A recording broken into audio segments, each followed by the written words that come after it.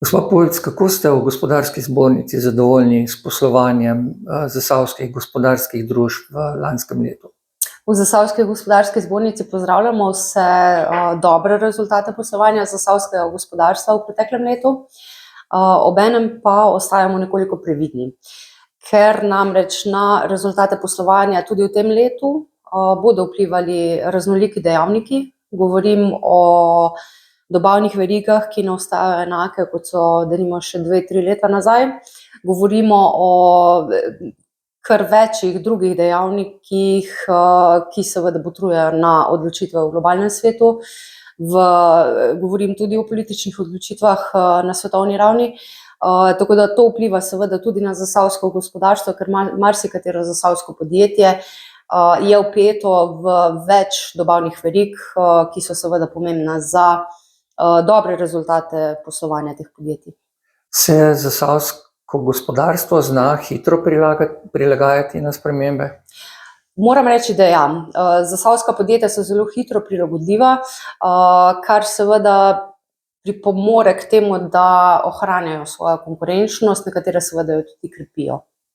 Kakšna so vaša letošnja pričakovanja, kako bo s poslovanjem v Zasavju, pa tudi če malo primerjate s slovenskimi povprečnimi rezultati?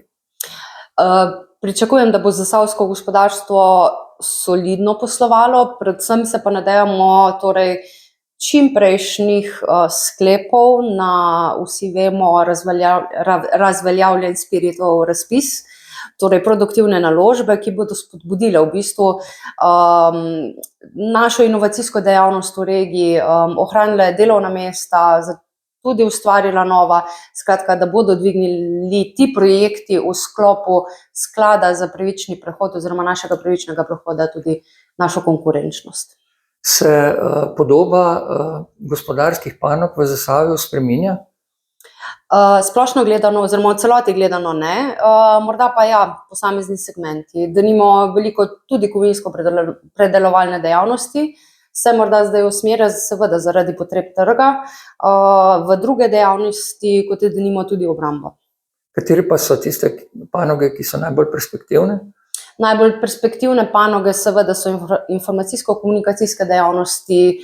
Slišali smo, da je v preteklem letu zelo zrasel tudi sektor seveda gradbeništva, tako da ja, mogoče izpostavljam ti dve.